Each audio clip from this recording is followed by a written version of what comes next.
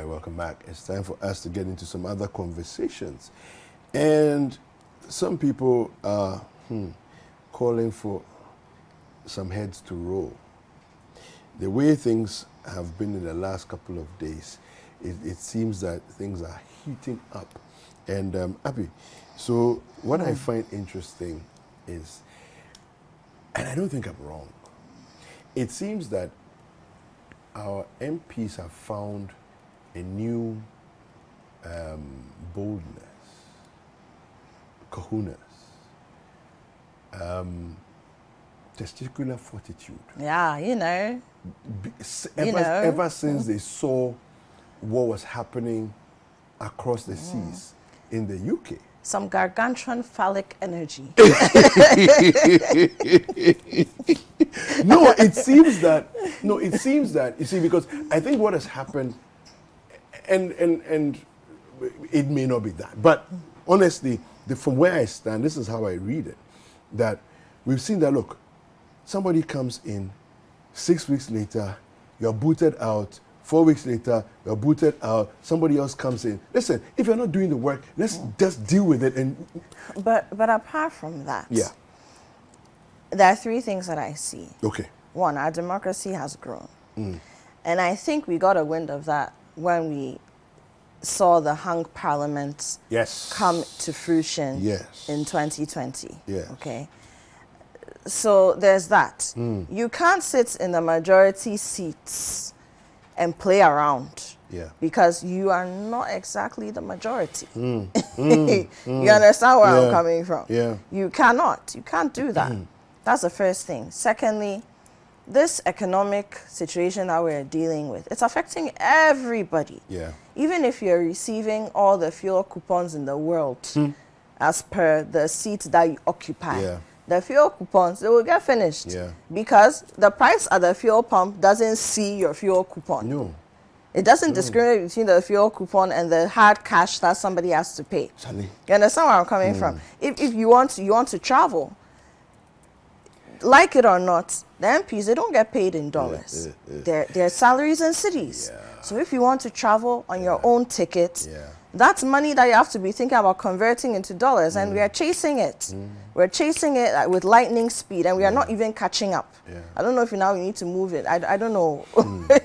Add some graphic sonic speed to it so that we can catch up. We're not catching up. So it's difficult for everybody. And then the third thing is, if you listened to them yesterday, they kept talking about the fact that they represent the people, and this is what their people want, and people have voted them, and they owe it to the people. Look, elections are not far away. Primaries on the horizon. 2022 is almost over, which means I'm really 2023. After that, we're knee deep in election season. If you don't do right by the people who put you in that seat, and you intend to run again, or you have a prodigy that you want to come and succeed you, right, on the same party ticket, then you must show the people that you are worth your salt. That's true. So for me, those are the three things that I'm seeing. The hung parliament, the fact that everybody is feeling the brunt of this economic situation, and then thirdly, the politics of it all. Right? There may also be some people in there who just feel like, look, somebody needs to say something. So let me, gather this gargantuan phallic energy and put it out there and say what I need to say. No, but it's wonderful. It's wonderful to see it. I never thought I would see it. But then again, there are lots of things that are happening that I never thought I would see. No, I've never imagined this day where people on the same side will call out their own. I mean, I guess it's one of those things that you hope and pray for, that one day maybe somehow, but then you keep saying in the back of your mind, this is Ghana, this is Ghana, this is Ghana, but you realize that no, there's a day for everyone. And today is our day to say that, listen, you know what, our democracy is really maturing, and it's good to see that people can, listen, I don't care about conspiracy theories in the background and all those things. That doesn't, for me, doesn't bother me. But the plain and simple issue is that we've been able to have 80 members of the House of the People say that we are 137, yes. But we the 80, we're not having it. And that's more than half. And that's more than half. See, and again, considerably more than yeah, considerably more than half. When we are not having it. And again, I also feel that this surge of confidence is also stemming from, you know, in times past we were spoken about the culture of silence, people worrying that they may be victimized, but I think our democracy again has risen to the point where the MPs have realized that the people will support us. The people will speak for us, you know. Look, right. So if you look at the on Eyewitness News yesterday, right? Umar was speaking with one of them, and they said, look, there are 60 NPP MPs who have signed. Yes. Right. There are 20 others anonymous. who are anonymous, but 60 have signed, appended their names to say, this is my face. Yeah. Are you seeing me? I'm the one who is saying that, out with you. You know, and I think that for me, it's a bold place for people to position themselves and say, you know what? You didn't put me here. The people put me here. Yes, I run on the ticket of the party, but the people put me here. Yeah. We've got to do right by the people. Exactly. You know, there's a number of headlines. Yeah, one of the interesting things that happened was, so yesterday, some hours later, these NPP MPs who signed this thing, you know, they were invited to meet the president. Okay, so there's a headline we have here on citinewsroom.com, and it's titled, "Let him seal IMF deal first, Akufo-Addo to NPP MPs who want Ofori-Atta sacked." So the story reads,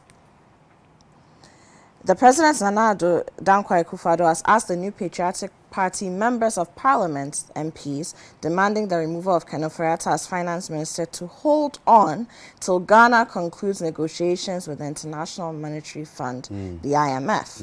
The President says terminating the appointment of Mr. Ofori-Atta would disrupt the program.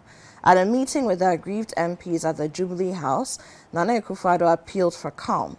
Citi News gathered that the MPs were not happy with the appeal and were still insisting on the finance minister's exit. Nana Akufo-Addo has asked Ken Ofori-Atta to be given 3 more weeks to conclude the IMF negotiations. Some NPP MPs say several efforts to have the government address the plight of their constituents with regard to the ailing economy have proved futile.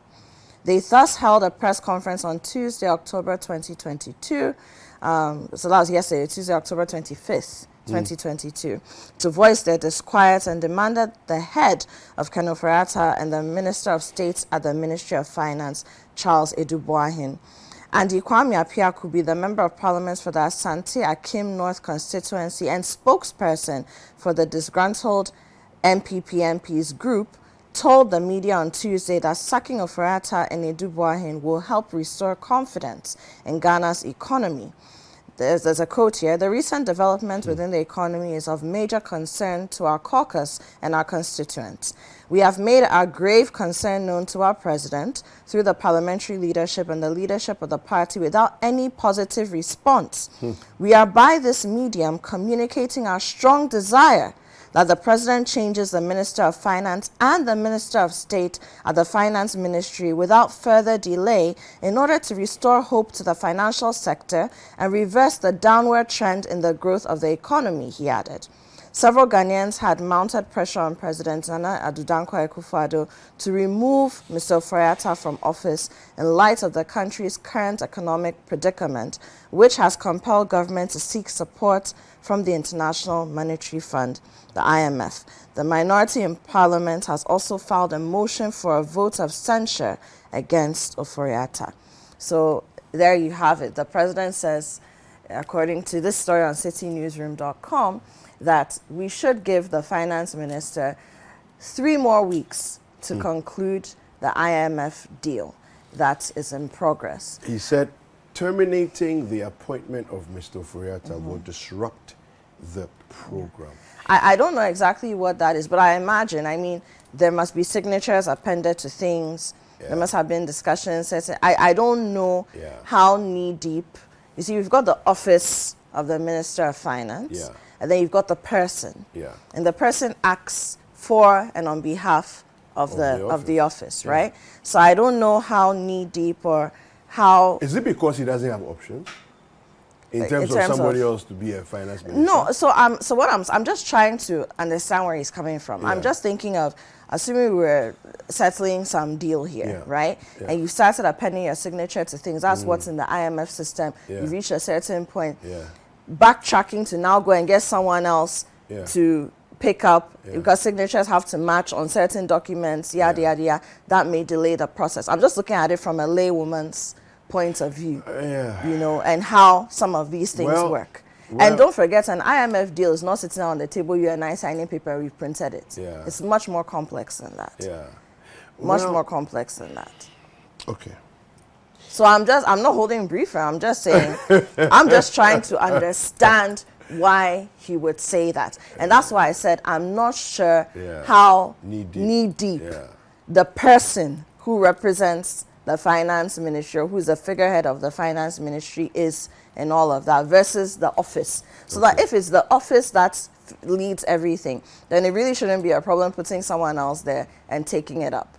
You get it? Yeah. But if the person with his actual signature, I mean, all that, and then, of course, let's also not forget that if you're replacing the finance minister, there's vetting that has to happen. There's a whole lot of processes. Yeah. You have to go to parliament, all that. So I don't know. So he is right. You know, it will disrupt. It will. In one way or another, yes. It will disrupt. You know, because you can't just fire and hire. Right. You have to. It's not like that. That's not the system. When you hire, the person has to be vetted in all of those things, and that takes at least a few days, you know, for it to go through anyway. So I guess I'll hold off on my fire. I was going to say some things, but I think we can spare the president this one. All right, well, let's take a break. Today is Wednesday, so there's consumer tech that's coming up. You don't want to miss that. Take a break.